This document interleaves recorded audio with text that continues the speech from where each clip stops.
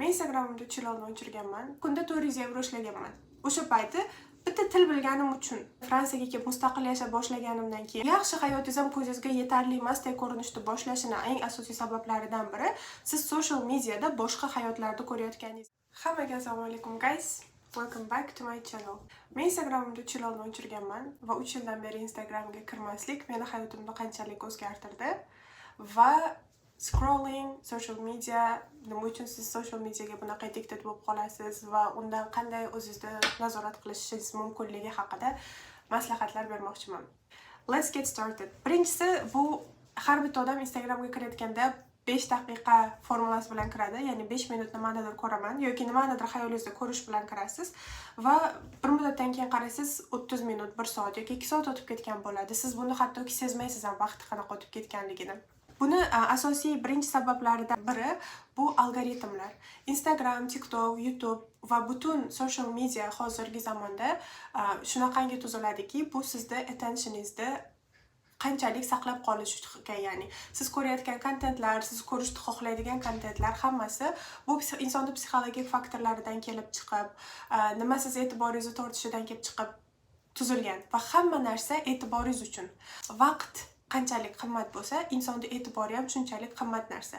Chunki e'tiborni hech qayerda ishlab chiqarib bo'lmaydi yokida buni AI tomonidan nimadir qilinmaydi. Sizning e'tibor bergan kontentlaringiz bu prosmotrga sabab bo'ladi va prosmotrlarda qanchalik oshishi o'sha kontent qiluvchi insonga foyda keltiradi. Bu bizneslarga, oddiy insonlarga, hattoki politikada ham hozirgi kunda ijtimoiy tarmoqda politika uchun ham foydalanadi. Saylovlarda yutish va hokazo.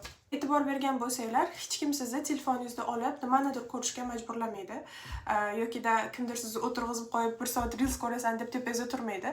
Siz buni o'zingizning xohishingiz bilan qilasiz, hech kim sizni majburlamagan holda. Men yaqinda e'tibor berdim YouTube'dagi eng ko'p prosmotr olgan videolarga va har bitta videoga ham bu yerda rasmlarni qo'ymaslarga qizil rangda nimadir yozuv bo'ladi. Siz buni ongsiz ravishda o'sha qizil biz attentionimizni kech qiladi. Katta nimadir yozuv qo'yilgan bo'lsa, qizil bilan va qanaqadir dramatik rasmlar bilan siz qiziqib o'sha narsani ko'rishni xohlaysiz. Va bu ham bitta algoritm yo'li, bu ham bitta psixologicheskiy trik. Sizda o'sha videoni ustiga bosib, thumbnaillar ham aynan o'shanga moslashtirib qilinadi. Ikkinchi narsa, bu blogerlarga e'tibor beradigan bo'lsangiz, ba'zi blogerlar juda ham klishe, odamning g'ashiga keladigan g'alati narsalar qilib chiqadi va bu sizni e'tiboringizni tortadi. Uni qanchalik g'alati bo'lishi va yoqimsiz bo'lishini ahamiyati yo'q yoki sizda u narsani qanchalik yoqtirmasligingizda ham ahamiyati yo'q. Muhimi o'sha narsa sizni ko'rishga majbur qila olyaptimi? Demak, u ular uchun successful. Blogerlar yoki ijtimoiy tarmoqlardagi influencerlarga sizni yaxshi ko'rishingiz kerak emas. Siz ularni umuman yaxshi ko'rmasangiz ham that's okay. Muhimi ularga e'tiboringiz kerak.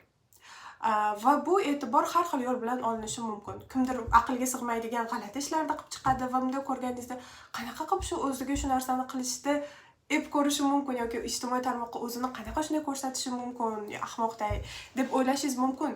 Lekin aksincha ularga bu juda foydali. Chunki natija mana shu qilayotgan g'alati ishlari natijasida ular insonlarning e'tiborini tortadi. Prosmotrlari ko'payadi, katta-katta brendlar bilan kollaboratsiya qilishni boshlaydi. Bitta narsa misol esimga keldi, adashmasam o'tgan yil 2 yil oldin bitta qiz rosta trendga chiqib ketgandi. Tonalnini katta miqdorda olib yuziga mana bunaqa qilib surtardi. Boshida hamma uni anaqa ahmoqmi, bu nima qilyapti, yuzini dabdala qiladi va hokazo deb hayt qilishni boshladi. Lekin bir muddatdan keyin insonlar uni o'sha videolarini tomosha qilishga o'rganib qoldi va videolari juda ham yuqori prosmotrlar olardi. Bir muddatdan keyin o'sha hamma hayt qilgan xatti-harakatlari uni shunaqa mashhurlikka erishtirdiki, u katta-katta brendlar bilan kollaboratsiya qiladigan darajaga yetdi. Chunki hamma narsa statistika. Ya'ni siz uni yaxshi ko'rib kuzatasizmi, yomon ko'rib kuzatasizmi? Siz muhimi uni kuzatasiz va sizni kuzatishingiz unga foyda keltiradi har doim. Lekin buni sizga qanaqa foydasi bor? Ya'ni meni Instagramda o'chirishimda eng katta sabablaridan biri o'zimda boshqalarni kuzatadigan audiensdek his qildim.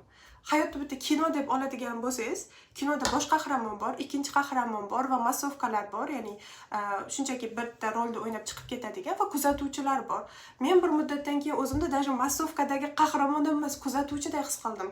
Instagramga kirishim bu shunchaki boshqalar o'zini edit qilingan, ya'ni insonlar hech qachon o'zini haqiqiy hayotini sizlarga ko'rsatmaydi, ular sizlarga ko'rsatgisi kelgan narsani ko'rsatadi. har kungi rutinlar, kun tartiblari, boshqalar ular edited qilingan. Men ham video olayotganimda sizlarga ko'rsatgim kelgan narsani ko'rsataman. Videoda menga yoqmagan qismini prosta kesib tashlayman. Sizlar uni hech qachon ko'ra olmaysizlar. Va o'shanday videolarni tomosha qilish orqali ularga faqat foyda keltirayotganim, ularda prosmotr oshishiga yoki yana ham boy bo'lishiga va o'zimda hayotimda va vaqtimni shunchaki behudaga sarflayotganimni his qildim. Siz tekinga berayotgan vaqtingizni даже milliardlab pul berib ham qaytarib ola olmaysiz. Lekin biz hozirgi kunda vaqtimizni soatlab ijtimoiy tarmoqlarga ketkazishga prosta okeymiz. Biz qanchalik ularni muvaffaqiyatiga hissa qo'shayotganimiz sayin o'zimizni muvaffaqiyatsizligimizga ham hissa qo'shayotganimizni hisob-kitob qilmaymiz. Hech qachon ongli o'tirib o'ylab ko'rmaganmiz. Meni eng g'ashimga teggan narsa blogerlar chiqib, "Rahmat, biz hammasiga birga erishdik" deydi. Yo'q, biz birga erishmadik, sen erishding. Men prosta tomosha qilib o'tiribman degim keladi. Chunki u erishgan sotib oladigan mashinasini o'zi haydaydi. Olgan uyida o'zi yashaydi. Bu chetdan xuddi birovning muvaffaqiyatiga nisbatan hasad qilishday ko'rinishi mumkin. Men boshqalarning muvaffaqiyatiga emas, o'zimni ketkazgan vaqtimga hasad qilaman. Chunki o'sha vaqtda men nimadir muvaffaqiyatga o'zimni poydevorimni qurib erishishim mumkin bo'lgan vaqtimda boshqa kimnidir baxtli qilish uchun sarflayotganimga hasad qilaman. Agar bu bir hasad qilinadigan narsa bo'lib ko'rinsa, men bu narsaga 100% okeyman. Ya'ni that's okay for me. Yeah. I'm jealous. In return, ya'ni siz nimadir olasiz. Emotional damage. Ya'ni siz qaraysiz Instagramga kimdir chet elda yashayapti, kimdir mashina olyapti, kimdir ota-onasiga uy sovg'a qilyapti, kimdir qanaqadir bir katta kontraktga imzo qo'yapti va siz prosta ularni ko'rib like bosib va ularday hayotda yashashni orzu qilib o'tiribsiz. Va bu bir nuqtadan keyin sizda o'zingizga nisbatan self confidence'ingiz ham tushishiga sabab bo'ladi. Bu aslida siz ko'rish orqali faqatgina boshqalarga yordam berish emas, o'zingizga zararni sotib olayotganingizni bildiradi. Sizda o'zingizga nisbatan ishonchsizligingiz yoki-da umidsizlikka tushib qolishingiz, yaxshi hayotingiz ham ko'zingizga yetarli emasdek ko'rinishni boshlashini eng asosiy sabablaridan biri siz social mediada boshqa hayotlarni ko'rayotganingiz va har doim siznikidan yaxshiroq hayot chiqadi, har doim siznikidan yaxshiroq ko'rinadi. U rostdan ularning hayoti yaxshi bo'lgani sababidan emas. Ular sizga ko'rsatishni shunaqa ko'rsatishni xohlagani uchun. Bugun yaxshi bitta iqtibos o'qidim. Bu Epictet degan faylasuf gapi. Menga prям o'sha iqtibos mana shu videoni olishimga va hammasini analiz qilishimga sabab bo'ldi. Shuni sizlarga o'qimoqchiman. Senga tegishli yagona narsa bu sening e'tiboring. Ya'ni masala Instagramda o'chirishmas. Siz Instagramda o'chirib menga o'xshab YouTubedan kirib ham yana kontent ko'rib o'tiraverishingiz mumkin. Yoki Instagramda o'chirib ham boshqa foydali hech narsa qilmasligingiz mumkin. Sizning yagona sizga tegishli bo'lgan narsa e'tiboringiz va e'tiboringizni nimaga sarflash bu sizning tanlovingiz. Insonlar har doim tanlov qilayotganini bilmagan holda tanlov qiladi. Siz ertalab uyg'onib, kun bo'yi reels ko'rish ham bu sizning tanlovingiz. Sizni hech kim bunga majbur qilmayaptimi? Demak, siz bu narsa qilishni tanlayapsiz. Yoki ertalab turib yugurishga chiqish bu sizning tanlovingiz. Har kuni sizda tanlovlar bor. Biz bir kunda milliardlab tanlovlarning ichida bo'lamiz. Sizning telefoningizga qanaqadir notification keldi, siz kitob o'qib o'tiribsiz. Siz kitob o'qishni davom ettirishni yoki o'sha telefonni olib notificationga qarashni tanlaysiz. Siz birorta til o'rganmoqchisiz, siz o'sha tilni o'rganish uchun har kun mashq qilishni yoki hech narsa qilmaslikni tanlaysiz. Sizda har doim tanlov bo'ladi. Va eng og'riqli narsa insonlar tanlov qilishni yoqtirmaydi. Men bunga real hayotdan misol beraman. Har doim odamlardan maslahat so'rashini ko'ramiz va ijtimoiy tarmoqdan tashqari hozir AI, sun'iy intellekt rivojlanishiga keldi. Insonlar hatto kiyadigan kiyimini, bir kunda qanaqa ovqat qilish kerakligini ham sun'iy intellektdan so'rashni boshladi. Bu degani inson har doim tanlov qilishni yoqtirmaydi. Nima uchun yoqtirmaydi? Chunki tanlovining natijasi xoh yaxshi bo'lsin, xoh yomon bo'lsin, uni mas'uliyatida bo'ladi. Ya'ni kamdan kam odamlar aytadi, что men shunaqa hayotda yashashni tanladim, o'zim harakat qilmadim, yetarli o'qimadim va natijada men orzularimga erisha olmadim. Hozir prosta orzularini erishgan insonlarning hayotini kuzatib yashashni men tanladim demaydi. Bu og'riqli. Bu narsa yoqmasligini men ham bilaman. Men ayniqsa Fransiyaga kelib mustaqil yashay boshlaganimdan keyin ko'p xatolarim natijasida men hech kimga yuklab qo'ya olmayman-da, u xatoni men qilganman. Birorta narsani kechiktirganim, birorta to'lovni vaqtida qilmaganim natijasida yana boshqa hujjatlarga sabab bo'lgani yoki birorta fanni o'z vaqtida o'qimaganim, keyin imtihonda qiynalganim. Men eng katta o'rgangan narsam mustaqil yashash va begona davlatda mustaqil yashash orqali bu har doim tanlov qilishim va tanlovlarimni oqibatini mas'uliyatini, responsibility'sini o'zimga olishim.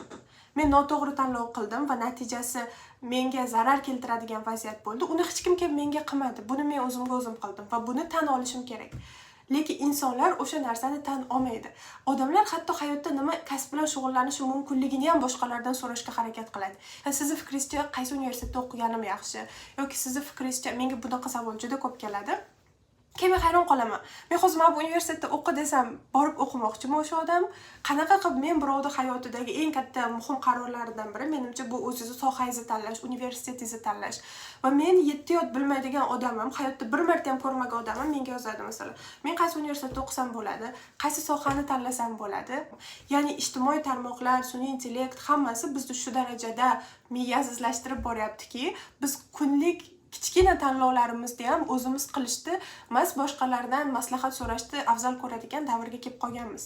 Va bu mana shu tarzda davom etaverishi mumkin. Trendlarga qarasangiz, bitta kiyimda kimdir kiyib chiqadi va bu social mediaga trend bo'ladi va hamma o'sha narsani olishni boshlaydi. Ko'pchilik ham men consumerism qurboniman-da, men bu narsani bilaman deydi, lekin biz yana borib o'sha narsani olamiz. O'sha narsa bizga kerakmi, kerak emasmi? O'ylab o'tirmaymiz-da, biz o'sha narsani hamma qilayotgani uchun borib olamiz yoki hamma qilayotgani uchun qilamiz. Biz o'zimiz mustaqil o'ylab, tanlov qilmaymiz o'zimizdan kelib chiqib. Bu narsa aslida to'xtab o'ylab qaraydigan bo'lsangiz juda ham qo'rqinchli. Shuning uchun ham siz ijtimoiy tarmoqlardagi iste'mol qilayotgan kontentingizni va sarflayotgan vaqtingizni nazorat qilishingiz kerak va har doim tanlovni siz qilayotganingizni tan olishingiz kerak. Rostdan ham hech kim sizni qo'lingizga o'sha telefonni berib qo'ymaydi. Siz o'sha 5 soatni sarflashni tanlayapsiz yoki 15 soat telefonda bo'lishni tanlayapsiz. Va yana aytaman, natijasi sizga foyda keltirmaydigan narsalar uchun. Siz uni joyiga til o'rganishingiz mumkin, to'g'rimi? Yoki nimadir ish qilishingiz mumkin, hayotingizga foyda bo'ladi. Nima uchun ijtimoiy tarmoqlar zararli? Xo'p, agar aytsanglar, noilama ertalabdan kechgacha reels ko'rmoqchiman va shu narsa meni hayotda rostdan o'zimni baxtli his qilishimga short temporary bo'lsa ham, ya'ni qisqa muddatda bo'lsa ham, o'zimni baxtli his qilishimga sabab bo'lyapti va men nima uchun bu narsani qilishni to'xtatishim kerak? Chunki siz o'sha baxtli hayotni yashash imkoniyatingiz bo'lgan paytda uni tomosha qilishni tanlayapsiz. Bu birinchi sababi. Ikkinchisi, o'sha short temporary sizga dopamin beradigan narsalar kundan kunga sizni miyangizni faoliyatini kamaytirib boradi. Bu sun'iy intellekt ham xuddi shu. Yaqinda bitta yaxshi podkast ko'rdim, ya'ni qanday ChatGPT bizni miyamiz ishlashini sekinlashtiradigan. Men bu yerga qayergadir qo'yaman o'sha videoni, tomosha qilinglar. Ijtimoiy tarmoqlar ham xuddi shunaqa. Siz kundan kunga addictive bo'lib borasiz va natijasida emotional breakdown bo'ladi. Ya'ni ko'pchilik aytadi, men juda ham sensitiveman, tez jahlim chiqadi, tez yig'layman, tez kulaman. Bular shunchaki emas. Sababi siz short temporary dopaminga o'rganib qolgansiz va siz ijtimoiy tarmoqlarda reels ko'rayotganingizda har minutda sizning emotsiyalaringiz o'zgaradi. Bu normal emas. Bir insonni 1 minutda kulib, ikkinchi minutda yig'lashi aslida uning uchun sog'liqli vaziyat ham emas. Eng oxirgi sabab siz hayotingizni shunchaki behudaga sarflagan bo'lasiz. Hech narsaga erishmagan va bir qaraganingizda uje siz 30 ga kirgansiz, keyin siz aytasiz boshqalarga, "Da, men orzu qilgan hayotni u yashayapti." Lekin siz o'sha orzu qilgan hayotingizni yashashingiz mumkin edi, siz nimadir harakat qilganingizda. Vaqtimizni nimaga foydali sarflashimiz mumkin? Savol bersa kimdir menga til o'rganish der edim. Va til o'rganish uchun sizni rostdan ham repetitorga borishga hojat yoki muhtojligingiz yo'q. Shunaqangi ko'p kontent bor davrda yashayapmiz. YouTube'da bepul darslar, kitoblar, sun'iy intellekt bor davrda siz shart emas 1 million to'lab repetitorga borib qaysidir tilda o'rganishingiz. Kimdir sizga kurs sotayotgan bo'lsa, ular prosta o'sha kontentdan o'zi to'g'ri foydalanib sizga kurs sotyapti. Bu grantlar ham xuddi shunaqa. Men hech qachon grantlar mavzusida kurs qilmayman, chunki men grantlarga topshirib yo grant yutish hech qanaqa kursda o'qimaganman. Hech kim menga qanaqa motivational letter yozishni o'rgatmagan. Sababi hamma narsa YouTube'da bor. Men bepul topishim mumkin bo'lgan narsa uchun pul berish men uchun mantiqsizlik. Siz ham prosta o'zingiz topishga eringaningiz uchun boshqaga pul berasiz. Prosta o'sha odam sizga hamma narsani topib tayyorlab berayotgani uchun. O'sha sababdan ham siz til o'rganishdan boshlashingiz mumkin. Eng basic step. Men universitetda 4-kursda o'qiyotganimda OEC ni election processda qatnashganman, ya'ni OEC tashkilot, Organization Security Council of Europe, agar kim biladigan bo'lsa, har doim qaysi davlatda saylov bo'ladigan bo'lsa, o'sha saylovga kuzatuvchilar yuboradi va o'sha kuzatuvchilarga siz tarjimonlik qilishingiz mumkin. Men ingliz tilini yaxshi bilganim uchun o'sha short temper ishga olinganman va menga ham kuniga 100 yevrodanmi 80 yevrodan to'lashgan. Men 4 kunda 400 yevro ishlaganman. O'sha payti bitta til bilganim uchun. Lekin hozir ingliz tili bu bare minimum guys. Siz ingliz tilini biladigan bo'lsangiz, xitoy tilini, fransuz tilini o'rganishingiz mumkin va bu 100% sizga ertaga qayta investitsiya bo'lib o'zingizga foyda beradigan narsa. Ya'ni bu misollarda nima uchun beryapman sizga? O'sha sarflagan vaqtingizni o'rnini boshqa nimaga sarflab to'ldirishingiz mumkinligini aytish uchun bu misollarni beryapman va bunaqa misollar milliardlab bor. Siz maqolalar o'qishingiz mumkin, general knowledge'ingizni oshirishingiz mumkin, til o'rganishingiz mumkin, birorta skill o'rganishingiz mumkin, o'zingizning kichkina biznesingizni boshlashingiz mumkin. Milliardlab optionlar bor. O'sha vaqtingizni to'g'ri sarflashingiz mumkin bo'lgan. Buni agar siz universitetda o'qimasangiz, uyda o'tiradigan odam bo'lsangiz aytayapman. Agar siz universitetda o'qiydigan bo'lsangiz, haqiqatda sohangizda mutaxassisi bo'lish uchun o'sha universitetda berilgan assignmentlarni prosta ChatGPT bilan yozib borib emas, o'zingizlar research qilib, o'rganib, o'sha sohani mutaxassisi bo'lishga sarflashinglar mumkin. Biz eng muhimi har kuni ertalab uyg'onganimizdan to kechqurun uxlagunimizcha tanlov qilayotganimizda va hammamizda 24 soat borligini, prosta ba'zi insonlar o'sha 24 soatini to'g'ri o'zi uchun taqsimlashini, boshqalar esa boshqalar uchun taqsimlashini bilishimiz kerak. Shu bilan bugungi videomiz o'z nihoyasiga yetdi. Men o'ylaymanki, miyamdagi hamma narsalarni sizlarga yetkazib bera oldim. Yana aytaman, maqsadim bu sizlarni butun ijtimoiy tarmoqlarda o'chirib, dunyodan uzilib qolishinglar emas, balki vaqtinglarni nimaga sarflayotganinglarni his qilishinglar. Hayotga o'zingizlarga chetdan qarab ko'ringlar. Har kun uyg'onganinglarda o'sha hayotda yashayotgan, men shunaqa qilishga harakat qilaman. Uyg'onganimdan keyin hayotda yashayotgan noila va o'sha noilaga chetdan ham nazar solib ko'raman. Qani kunim qanaqa o'tyapti? Men 5 soat telefonda o'tirgan bo'lsam, o'sha telefonda ichida o'tirgan noila sezmaydi, lekin o'zimga chetdan nazar qilayotgan bo'lsam, deylik, kuningizlarda videoga oldinglar. Kun bo'yi kamerani qo'yib qo'ydinglar va kuningizlarda videoga oldinglar. Kechqurun o'sha videoni ko'rganinglarda qanchalik zerikasizlar? Ya'ni bosh qahramon ertaga kech faqat telefonda o'tirgan bo'lsa, sizlar u videoni o'tkazib yuborasizlar, to'g'rimi? 1 soat birovda telefon ko'rib o'tirganini sizlar tomosha qilmaysizlar. Sizlar nimadir action tomosha qilishinglar kerak. Hayotinglar bir film deb oladigan bo'lsak va u filmda sizlar bosh qahramon deb oladigan bo'lsak, sizlar rol ijro etmayapsizlar. Sizlar ertaga kech bitta joyda o'tiribsizlar va u kinoni hech kim ko'rmaydi. Meni unpopular idea ham shu bo'lardi. Eng birinchi o'zingizlarda self awarenessni oshirishdan boshlanglar. O'zingizlarga chetdan nazar solinglar. Hayotingizda qanaqa yashayotganinglarni bir kino deb tasavvur qilinglar va qanchalik zerikarli kinoda yashayapsizlar yoki qanchalik qiziqarli kinoda yashayapsizlar va syujetni o'zgartirishinglar mumkin. Hammaga rahmat tomosha qilganingiz uchun. Umid qilaman sizlarga foydali bo'ldi. Keyingi videolarda ko'rishguncha bye.